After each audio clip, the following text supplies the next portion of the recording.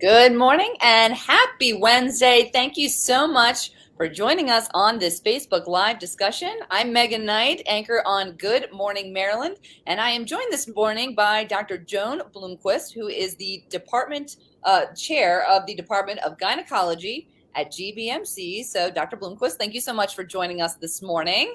Thank you. Thanks for having me. All right, and the topic of discussion admittedly is not the prettiest one, but I think it's a very important one for all expecting mothers out there. We're talking about pelvic floor issues after childbirth. So if you could just kind of walk us through, Dr. Blomquist, what is a pelvic floor disorder or issue? Right. So first of all, in general, the pelvic floor is the support structures within the pelvis. So it includes all the muscles of the pelvic floor and connective tissues that sort of help to hold all of our pelvic organs in place, which primarily includes the bladder, the uterus, and the rectum. And as you can kind of imagine, during pregnancy, there's a lot of pressure on the pelvic floor during pregnancy itself. And then actually at the time of delivery, there's a lot of stretching of the tissues, sometimes even tearing of the tissues that can do some damage. So the three primary issues that we see related to pregnancy are issues with the bladder, mostly urinary incontinence and stress incontinence. Stress incontinence is the kind of leakage that happens when you cough or sneeze or do something physical like jump. The second is issues with bowel control, so not being able to hold the stool in, what we call fecal incontinence. And then the third is pelvic organ prolapse, which is when you lose support of the pelvic organs. So it's almost like a herniation through the vagina where you might feel pressure, you might feel something bulging, and it could be the bladder coming down, the uterus coming down, or the rectum coming down.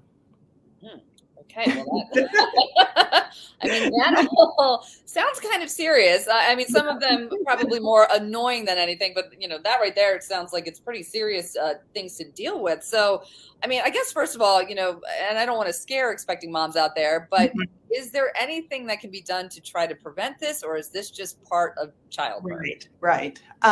So for the different disorders, yes, there are certainly things that we can do. If we think first of all just about the urinary issues like stress incontinence, unfortunately that kind of starts sometimes even as early as the first trimester in pregnancy, which is related to the changes in the hormones that make the tissues a little bit weaker. And then just the weight of the baby on your bladder can certainly cause some issues. But there are things that we can do during pregnancy and afterwards that can kind of help to minimize that. One thing is just in general, staying in good shape. We know that women who exercise during pregnancy and remain physically fit tend to have easier labors and easier deliveries and therefore less damage to the tissue. The other big thing is the pelvic exercises. People have heard of Kegel exercises probably. Dr. Kegel was a GYN who back in the 1940s was the first to kind of realize that doing the exercises where you squeeze like you're trying to hold the urine in can actually treat urinary incontinence. So we know that women who do those exercises regularly during pregnancy are less likely to have issues during pregnancy and then also after delivery as well. So that's a really good thing to work on. Sometimes you can learn how to do them on your own. Your OBGYN can instruct you on how to do them. And there are also physical therapists that can help with that as well.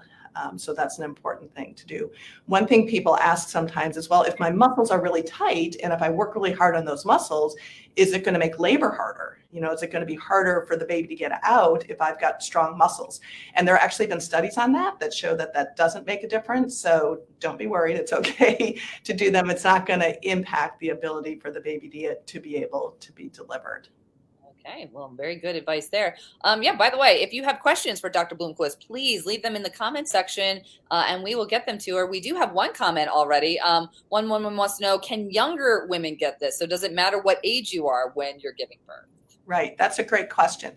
Yeah, pretty much anybody can get it. And, if we look at statistics, about a third of women will have some sort of incontinence during the postpartum, urinary incontinence, mostly during the postpartum time period. But it is a higher risk if you're older when you have your first baby. We think in general our tissues just don't heal quite as well when we're older. So having your babies younger might be a benefit for the pelvic floor. Maybe not a benefit for other things, but for the pelvic floor it can be. So. All right. Yeah. So age does play a role in all of this. When do you know it's time that maybe, okay, so maybe you let out a little urine when you laugh, or like you said, if you jump up and down. But when do you know when it becomes more than just an annoyance and that you actually need to go see a specialist to talk about these issues? Right. So number one is just how much it bothers you. For some people, a little bit can be extremely bothersome. And first of all, just talking to your OB about it and working on the exercises. And sometimes they're very comfortable referring you to a pelvic floor physical therapist.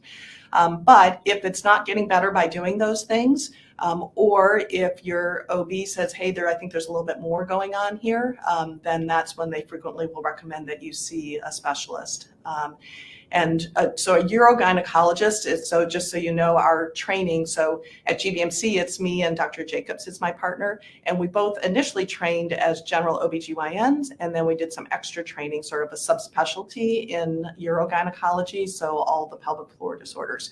So we still understand the whole pregnancy and delivery thing because we did all of that as part of our training, and I actually continued to deliver babies for like 15 years after I finished. So it's still ingrained in our minds as to what you're going through during pregnancies too.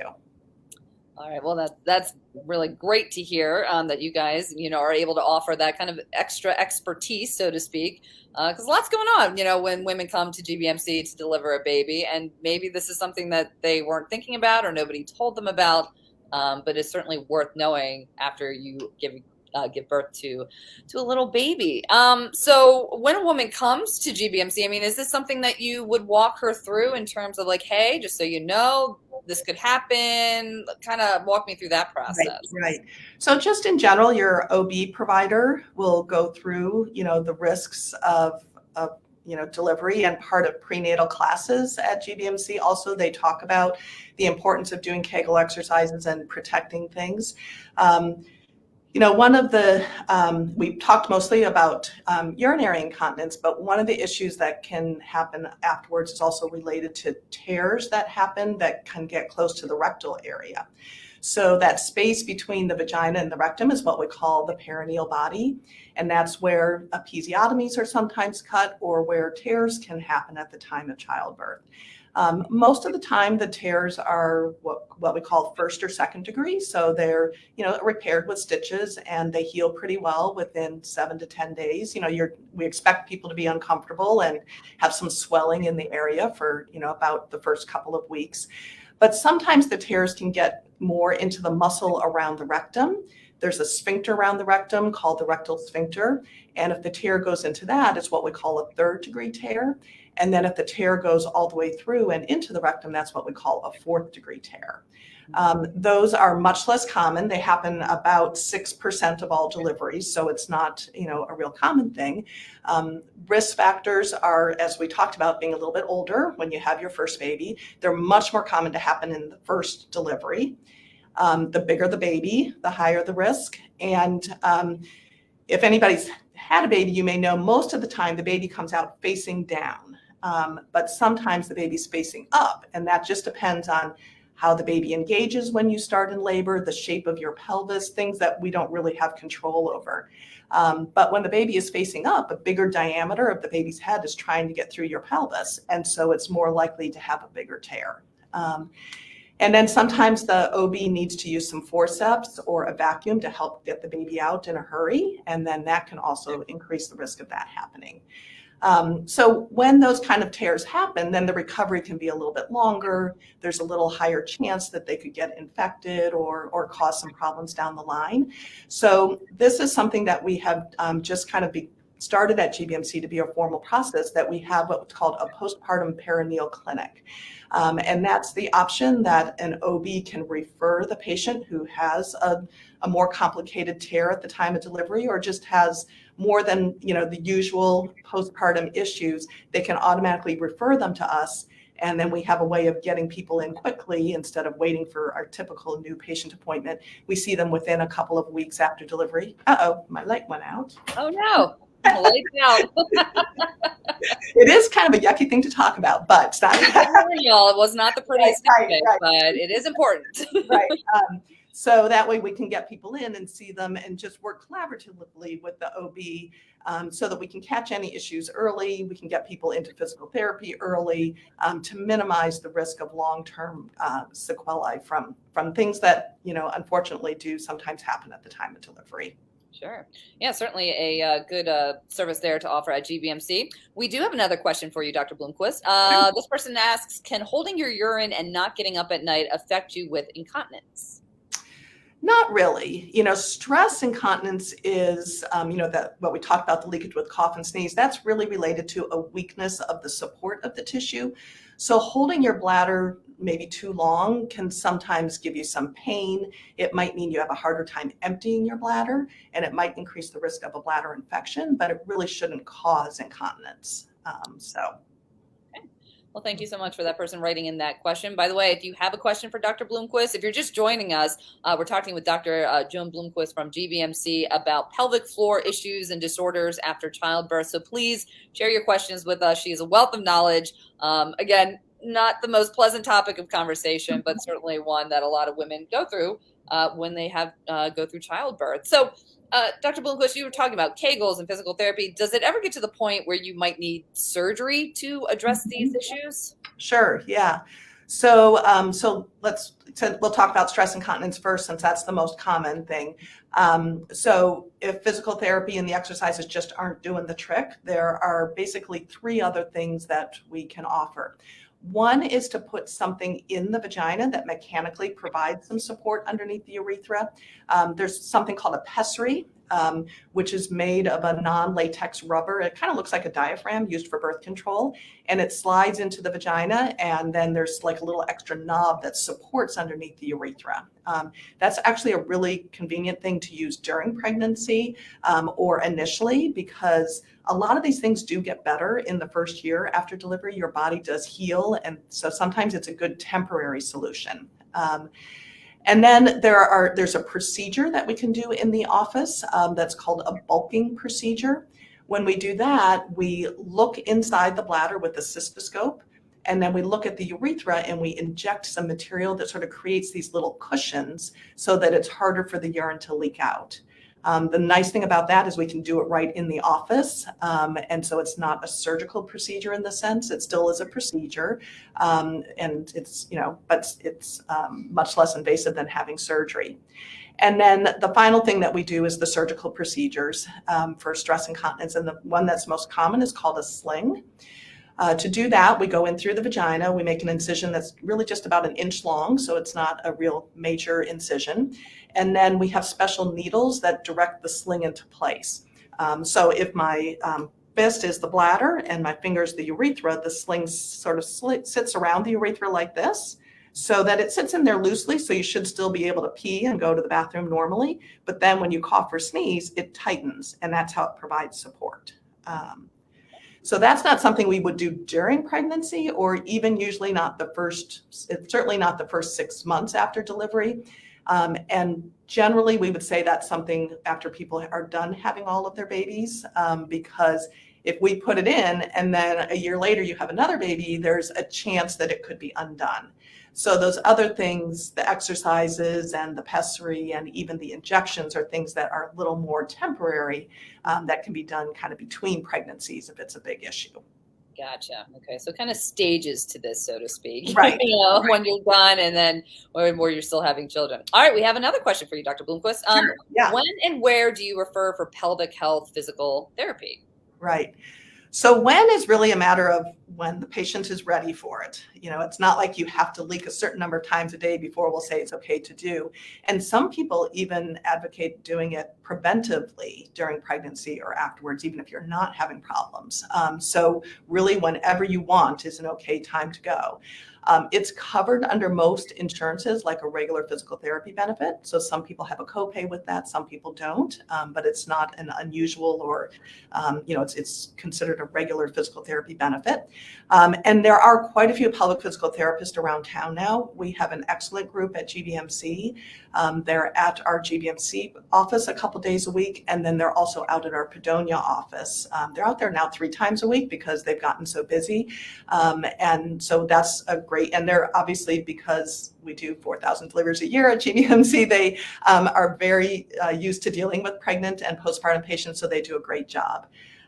But there's also, sometimes they get really busy, or if that's not a convenient location for you, within our office, we have a list of pelvic floor physical therapists around town, all the different counties around town. It's becoming a much more common place to be able to find someone who offers these services.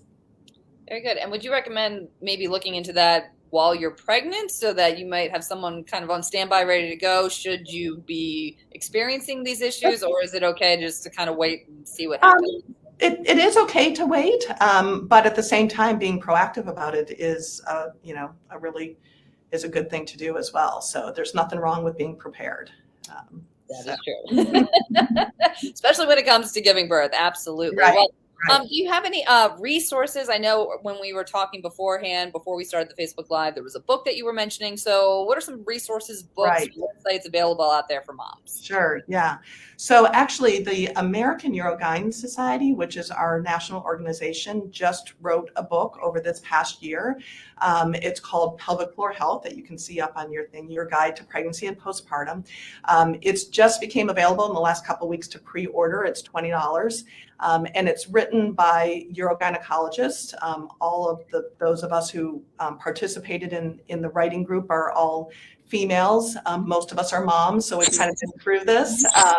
And it's a great resource that talks about things during pregnancy and then, also after delivery. And it has there's a chapter in there on pelvic floor physical therapy and exercises afterwards. And they have a couple of resources in there of national organizations that you can find a local pelvic floor physical therapist and things like that too. So good resource there. Kind of one step shop for all of these. Right. Really quick, going back to the kegels, is it possible to do those incorrectly so that it doesn't provide any benefit? Yes, absolutely. And actually there was an interesting study that was done on gynecologists. So those of us who should know how to do a Kegel exercise, you would think. And when they really assessed whether people were doing them right, only 25% of gynecologists were actually doing them right. So it's not a muscle you think about, squeezing. And sometimes if I ask someone to squeeze, sometimes they're actually pushing rather than squeezing. So it is important to make sure you're doing them right. Like I mentioned before, your OB provider can do an exam and have you squeeze and see if you're doing it properly, working with a physical therapist. There's also now, I'm sure people have seen, there's some advertisements on TV about like shorts that are electrical stimulator that make you do your Kegels. So there's a lot of things like that are available now that can kind of help you. So if you doing them on your own is not motivating enough and you need a little help, but you really don't want to or can't afford or don't have the time to go see a physical therapist, some of these at-home aids can be helpful. And they can sort of guide you through to do them properly. So one thing is a vaginal weight, where you actually put something in the vagina and then you have to squeeze to hold it in as you're walking around. And if you push, it's not going to stay in. So that automatically makes you do it right. So the shorts are, they give an electrical stimulation that make the pelvic muscles contract. So that helps. We don't recommend doing anything though with electrical stimulation during pregnancy. So those are not things that we would recommend during a pregnancy, but after delivery, they'd be okay. All right. Very, very good to know. Okay. Yeah. So you can do the Kegels wrong. Something that I certainly didn't know, but is good to know again, especially for our moms watching out there.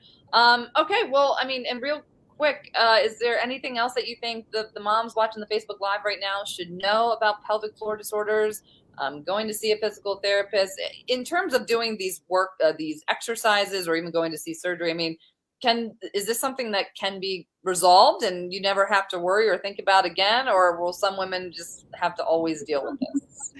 Well, some women will always have to deal with it, but there are definitely things that we can do. And some, like the surgical sling procedure is about 90% successful, that people are happy ongoing. So, there definitely are cures out there, and ways of making it much, much more manageable. I think that the main message that I would say is don't be afraid to talk about this, and don't be afraid to ask your OB provider about it. Because if we initiate treatment like the exercises sooner rather than later, they're more likely to be effective.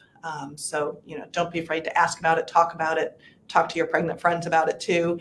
And then do your kegels. Do your kegel and do them right too. Right. Absolutely. Yes. Wonderful. Yeah. Well, Dr. Blomquist, where can people go for more information if they're interested in talking to you or your partner there at GBMC? So our website is gbmc.org/urogynecology. And we have some links on our website to some national organizations that have patient handouts. And we're also always happy to see you if you're having problems. Very good. All right. Dr. Blomquist, thank you so much for joining us this morning. And if you're just catching the tail end of our discussion, don't worry, we will post it on the WMAR2 News Facebook page. I know GBMC will share it as well on their social media pages. So Dr. Blomquist, thank you so much for taking the time to talk to us today. Thank you. Okay.